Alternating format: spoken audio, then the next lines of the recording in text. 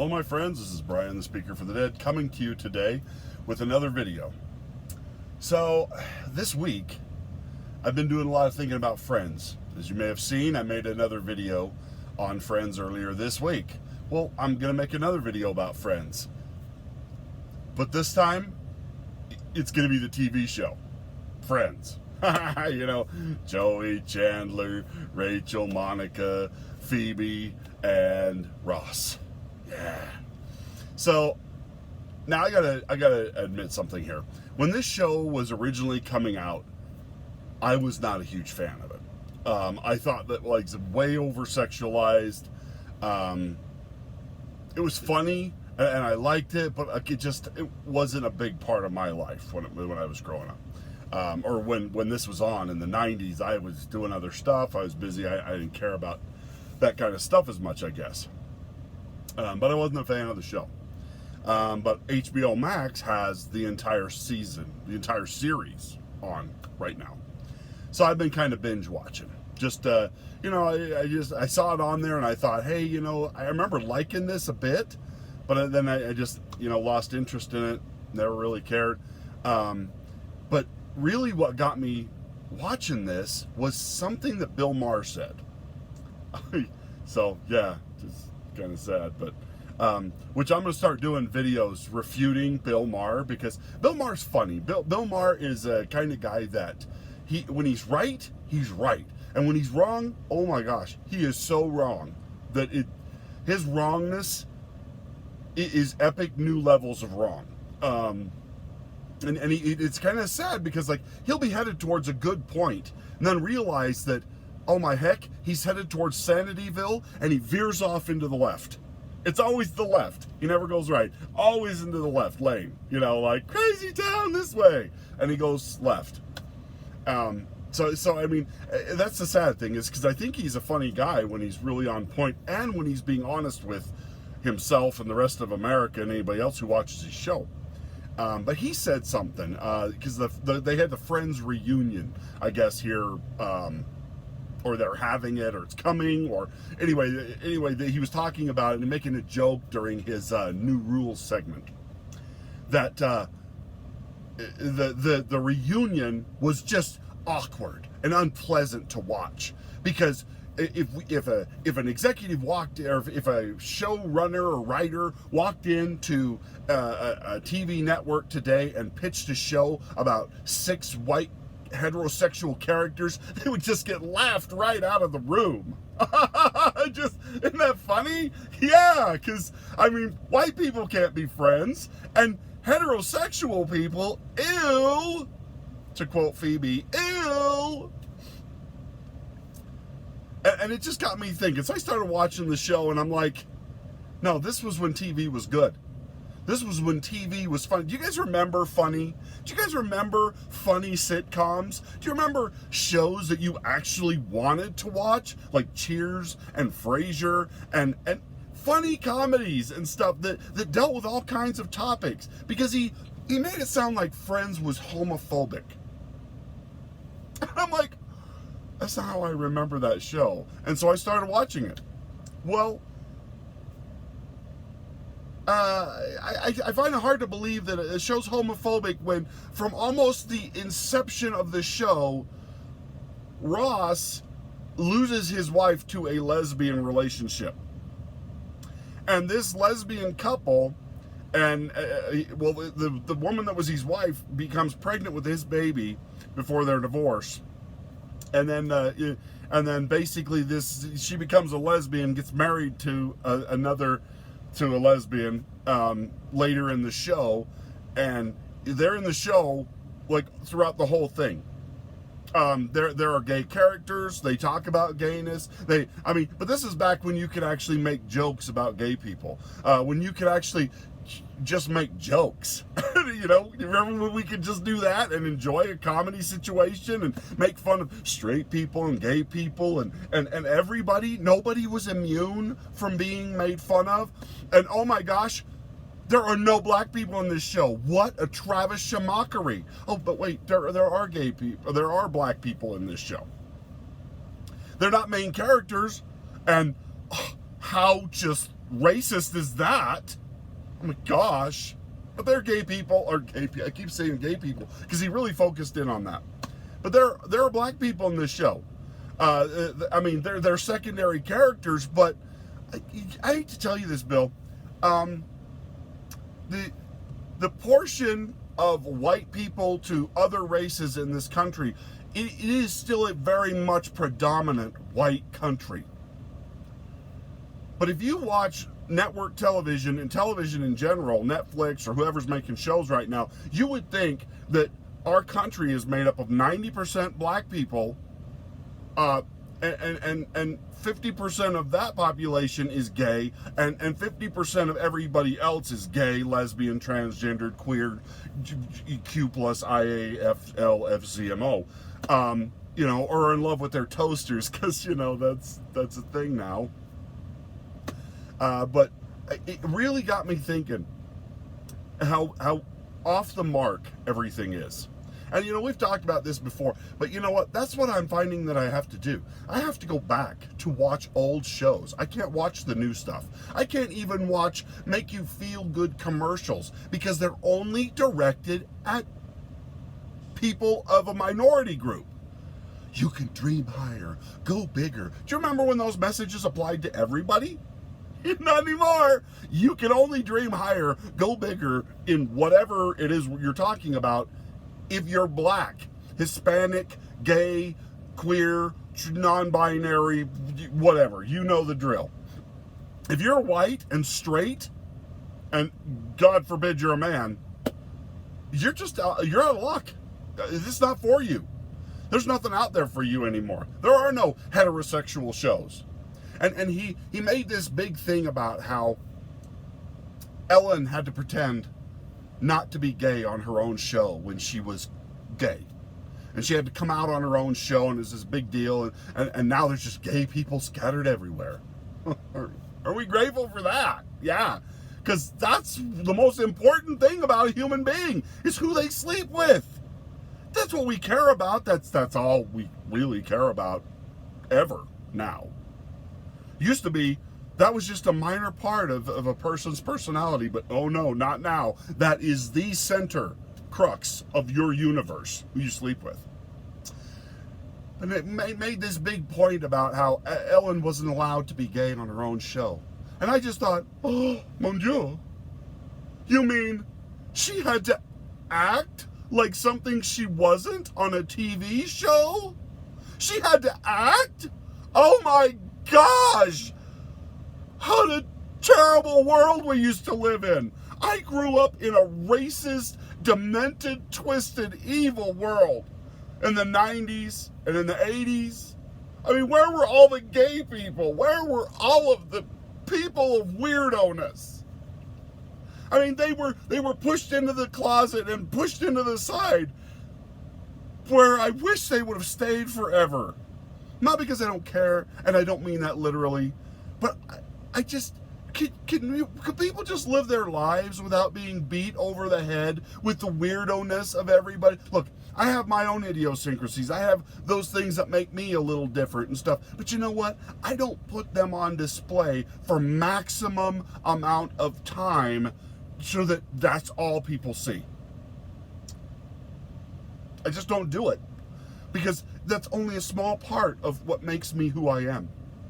My heterosexuality and the fact that I'm married and I have 6 kids, I mean, I mention it, I talk about it a little bit, but like, I don't get on every stream and go, by the way, I'm heterosexual and I have 6 children and I'm married to a beautiful woman. Yeah. That's not how I start my videos, for Pete's sake. Because that's only part of who I am and what I am. And yeah, it's an important part, but I don't need to beat you over the head with that fact every single time I get on a video. But this idea that actors, you can't act like something you're not anymore. You have to be whatever it is. If you're a disabled person, well, you're the only person who can act like a disabled person in an acting role. So when does the acting part come in? I'm just curious about when does the acting aspect of stuff come into play?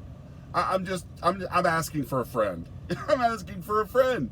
And that, I mean, actors aren't even allowed to be actors anymore. You have to be gay or queer or transgender or whatever to play a gay, queer, or transgendered person. That's called just showing up for work. That's what I do. That's like saying, Brian, we're going to hire you to act like a truck driver. But I am a truck driver. I know, but you know what? We really need you to act like a truck driver today. Well, all right, let me get my Alabama voice on. I can talk about, I can do this, stuff like that, even though I don't really talk like that. But I am a truck driver, and that's the really important thing. Because they couldn't possibly hire, I don't know, somebody like Kurt Russell to be a truck driver. I don't think Kurt Russell has a CDL, commercial driver's license, for those of you who don't know what that means. What about other people who've done truck driving roles? The guy in Smokey and the Bandit. I doubt that actor had his CDL. I seriously doubt it. But I mean, seriously, I don't care. I don't care if someone who's not a trucker plays in a. Sylvester Stallone was never a trucker in Over the Top. He's never been a truck driver. Now, he may went and learned how to drive a truck a little bit, but I'll bet you $50 he ain't go get his CDL to play that role. And nor should he have to. It's called acting, people. It's called acting.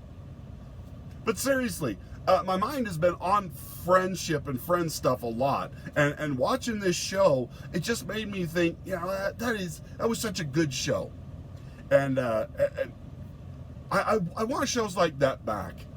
I don't care who's sleeping with who. I don't care what color you are.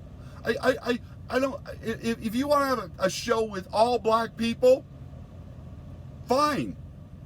But don't freak out when somebody else creates a show with all white people. It's not racist to have either one of those things. Just because there's a show with all white people doesn't immediately make the person who created, wrote, or directed that show a racist. It means he just cast actors who fit the roles. And good Lord, do not allow them to be heterosexual. Because, it's only 99% of the population, 90%, whatever it is. I know it's a high amount who are actually heterosexual people. Even people who are like, I'm a binary transgendered lesbian, but I only sleep with white women.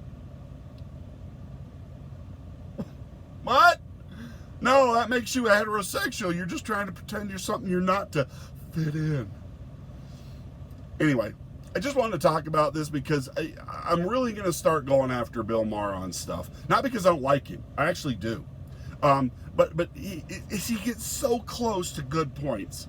So close. And then he's just like, nope. Can't do it. I don't want the lefties in my circle to think I'm not lefty enough. It's like he realizes how crazy his side is, and he's trying to veer them away a little bit, but then pushes out at the last minute. But I'll try and link to this particular one in this video, because you should go watch it and just see how ridiculous the thinking is. He at the same time both rejects and accepts their premise.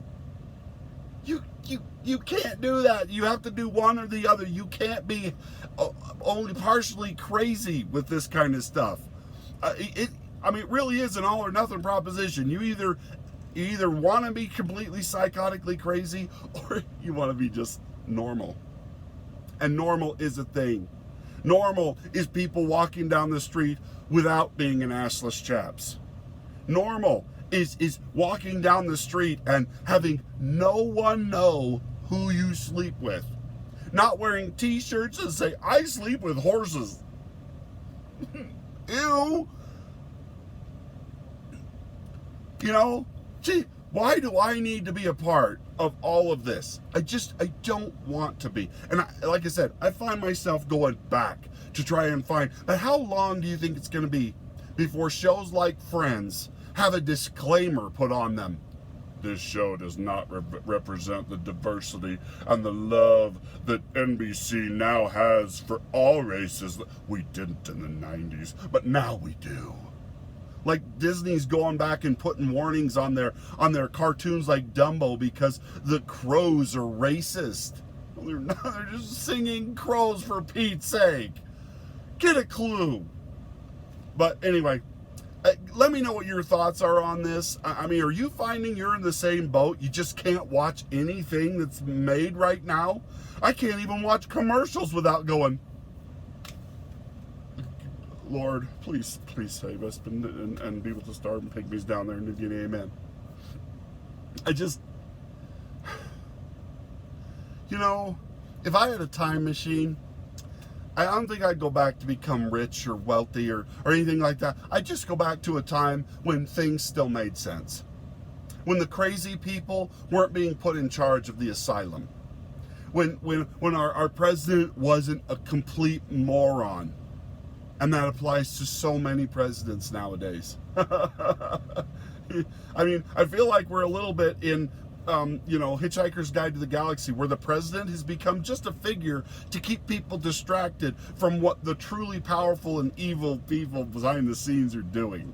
I think that's what it is. He's just a puppet up there going, look at me, I'm over here. Meanwhile, they're stealing all of the money and destroying the world behind him.